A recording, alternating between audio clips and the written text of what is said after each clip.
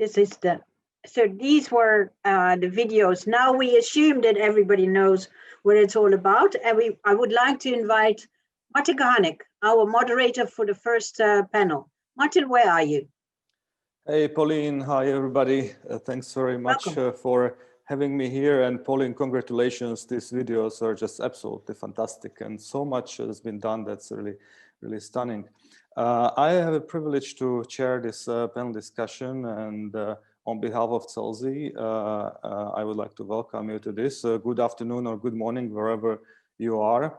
And Pauline, I also would like to thank you and the Wageindicator and teams and CELSI team who have made this workshop possible.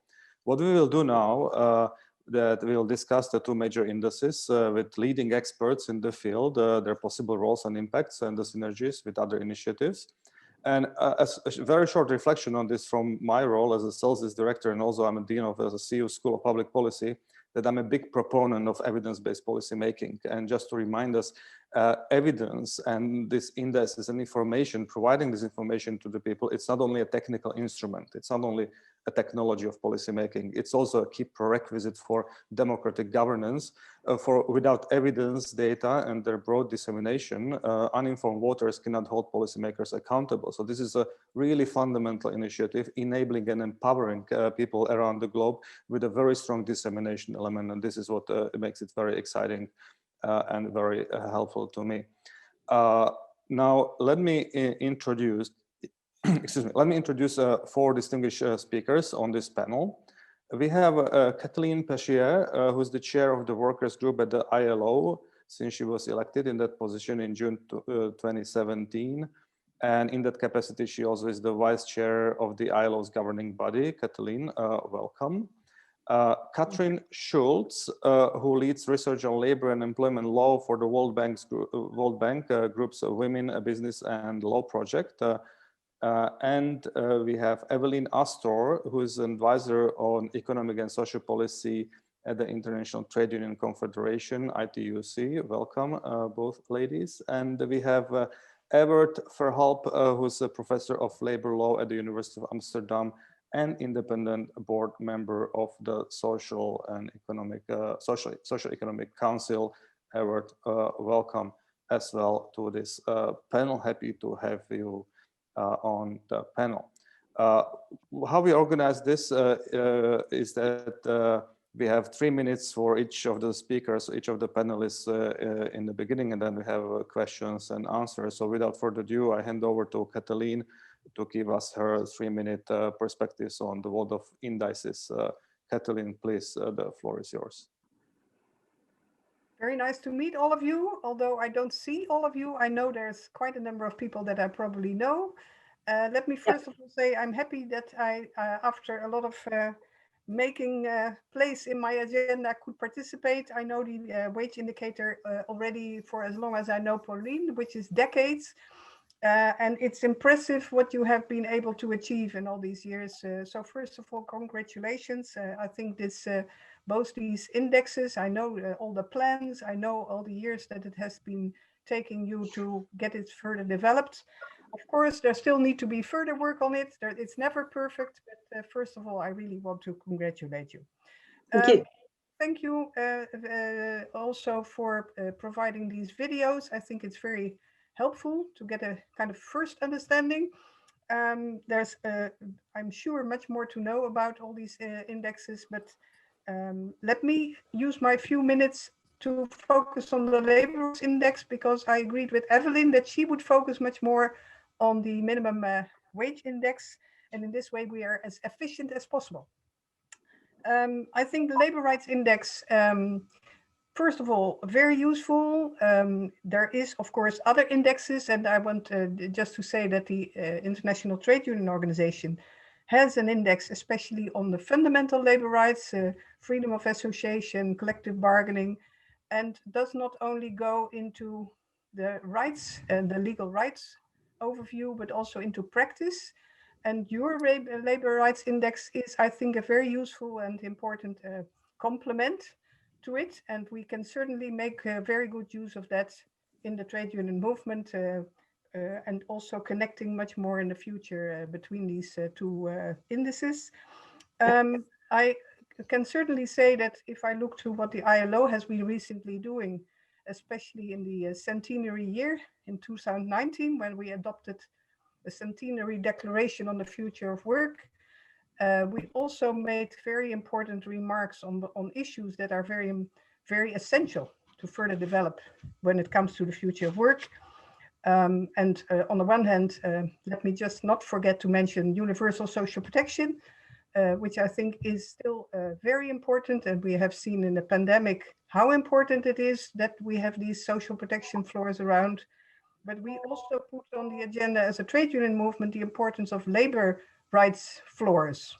And in the Centenary Declaration, we mentioned the issues of fundamental rights, working time, health and safety, gender equality, and indeed also an adequate minimum wage. And of course, as a unions, we would have preferred to say living wage there. Just to also support what Rob said, we really need to work towards living wages all around the world. And this index and both indices can really help us to work on that. I want to use my final minute to just place a few maybe questions or remarks on where I think we could still see further development. If I look especially at what you called your heat map, where you compare countries in terms of what they have achieved, what actually puzzles me, and maybe that can also be further clarified, and maybe I missed something, is that I think what is important to say always is you have tried to find comparable groups, and you are very clear on that. You know, you look at permanent workers in the formal economy, and you compare, just to mention two indicators, and then you compare them across the world. But I think you need to contextualize somehow.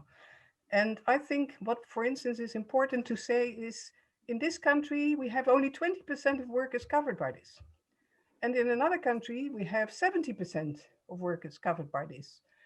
In this country, it's mostly men covered by these rights. In another country, it's including women. Because then I think from the trade union perspective and looking at what we think is important when it comes to decent work, is that we want all workers to be covered. And I think it is very useful to have these indices and to say this is what a normal formal worker gets. And indeed, this is what everybody should get. But to compare countries and say, where are they on the ladder towards decent work for all, which is the UN and ILO aim, you have to contextualize. And the other part of contextualization, I think, is to relate it more clearly to collective bargaining levels of labor rights. First of all, to do justice to countries that have a very high level of collective bargaining coverage and therefore also maybe less rights in law. And that could give them, I know, big debate about the Nordic countries. They don't cover minimum wages for 100% of the workers, but they do cover an enormous amount of workers with very decent rights. Catelene, thank you very much. These are absolutely very important points, and I really loved your point about including the women in the indices. This is absolutely crucial for the indices. For the sake of keeping the time, I hope you wouldn't mind that we move on to the next speaker, but then we can come. I was basically ready with my remarks. Oh, so. Fantastic. Thank you so much. Thank you so much for this. And I hand over to Katrin. Katrin, please provide your perspectives. Take your 3 minutes, please. Great. Well, first of all, thank you so much for inviting me, and congratulations to the team behind the Labor Rights Index. It's a really useful tool, and I know that my team will benefit a lot from it in the years to come. So let me take these 3 minutes to give a bit of an introduction to the World Bank's Women, Business, and the Law Index and what it has in common with the Labor Rights Index. So you can all think of the Women, Business, and the Law Index as a distant cousin of the Labor Rights Index. It is an assessment of laws and regulations affecting women's prospects as employees and entrepreneurs in 190 countries worldwide. Women, Business, and the Law publishes its findings and the index scores in an annual report. And so the 2020 edition of the report found that globally, women have on average just 3/4 the legal rights of men, which is quite disturbing. And also concerning was the finding that only 8 countries worldwide have achieved legal gender equality to date. So in terms of the index and how it's constructed, it has 8 indicators representing the different phases of a woman's working life, starting with mobility and ending with pension. Each indicator has 4 to 5 binary questions with a grand total of 35 questions, or what some of you might refer to as subtopics. And these capture a variety of provisions from different types of legislation, not only labor and employment law, but also family law, gender-based violence law, property law, and so on.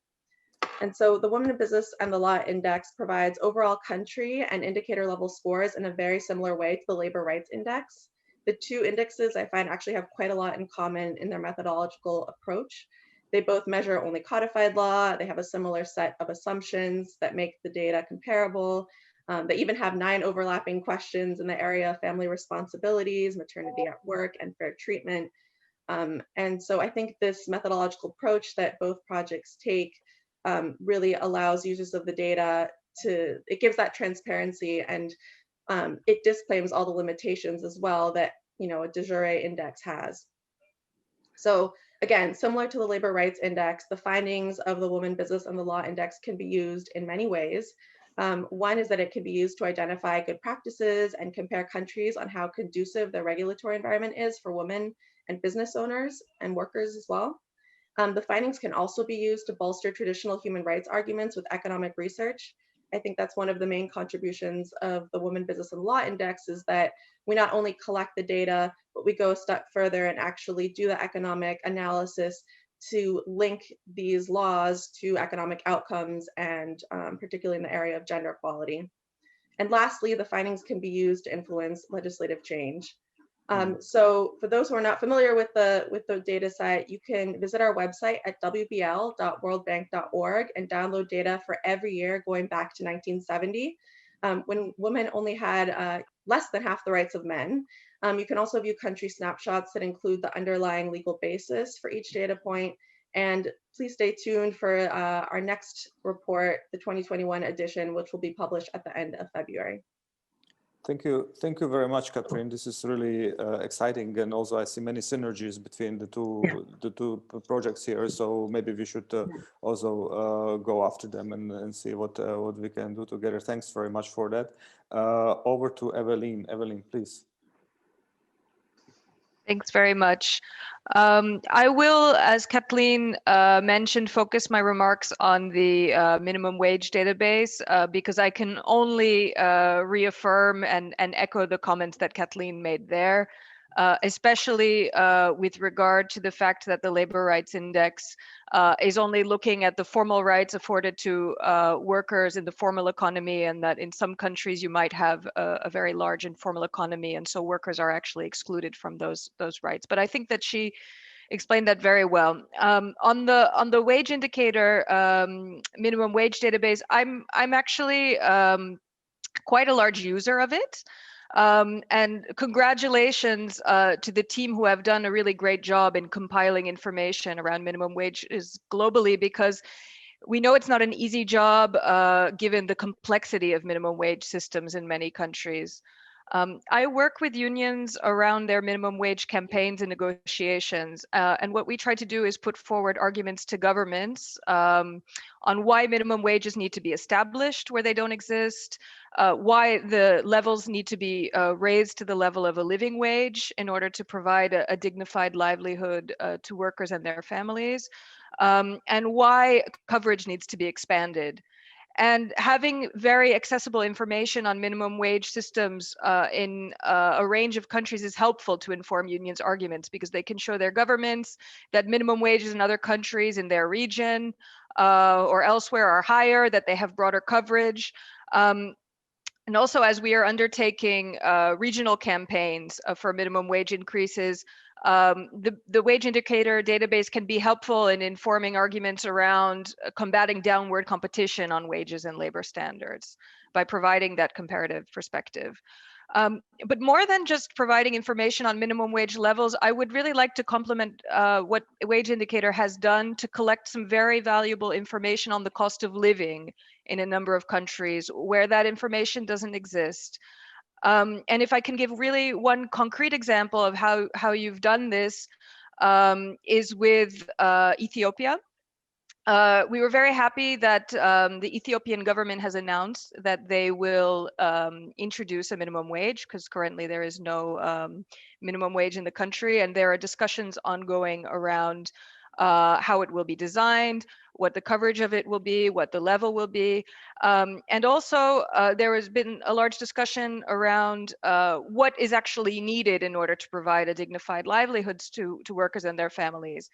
Ethiopia did not have reliable official data on cost of living. The national poverty line there, which was developed decades ago, is around 60 cents of a US dollar per day. And if you update it for inflation, it's around 80 cents per day. But Wageindicator worked with unions to collect information on more realistic measures of cost of living. And you found that actually a more realistic living cost for an individual is around $100 a day. So this has been really helpful as the discussions are still ongoing and a tripartite wage committee is being set up to really discuss what a good benchmark could be to actually put in place a wage that is meaningful to workers. So beyond just collecting information around minimum wages, what we've been really appreciative with Wageindicator is that you've worked with unions to help inform their discussions, but also you've helped develop information to put these minimum wages in context and really support evidence-based policy making on wages. Thank you very much, Evelyn, for these remarks. It's all very positive, isn't it, Martin? Yeah. That's I'm glad to hear all this feedback. Of course, we also invite any critical comments because that's what helps us improve the instruments. Yes. Over to Evert for his remarks. Evert, please, your 3 minutes. Well, thank you very much, and thank you for having me. And I've been asked to be critical, so that's what I'm going to be. And especially about the music behind the videos, which is terrible. But besides that, I thought the videos were quite informative and great. So that's something to be critical about the music. But on the other hand, I'm very happy with the indexes. They are, well, just what we needed, in my opinion. Justice cannot be achieved without accessibility of law. And only if people or organizations know their rights, they can choose to enforce them. And if they don't know them, they are not able to enforce them at all. The same goes for scientists. If as a legal scholar, I'm not able to assess law, not able to think about regulations or legislations if I don't know them, if I'm not able to compare them. And these indexes are making my job very easy.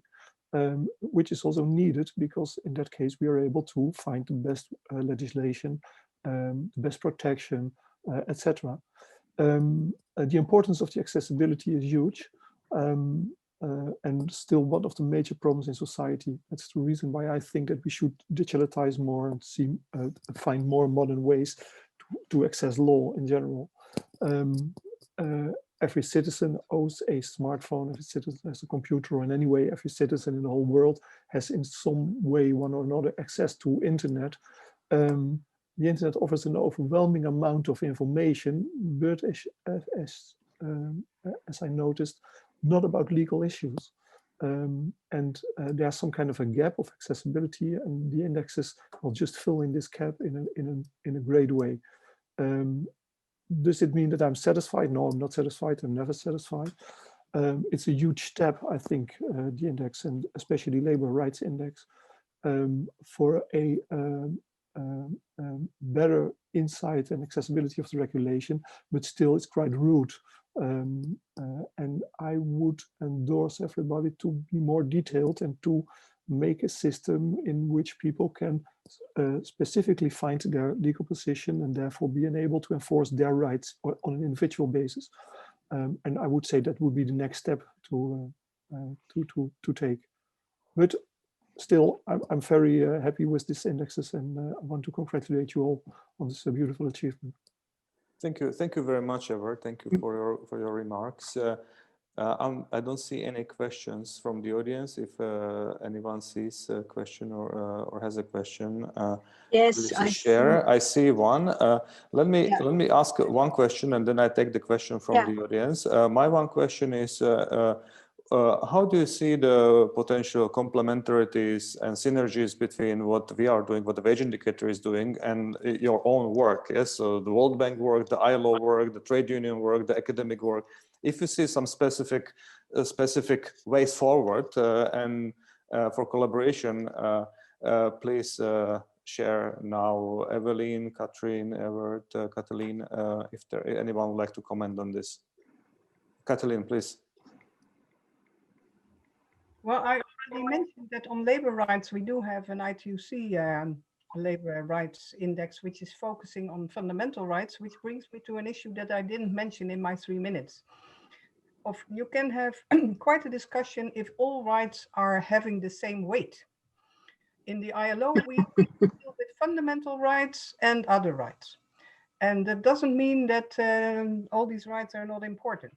And we're even having a big debate now that the right to safe and healthy working conditions, especially after the pandemic, should have the same status as a fundamental right.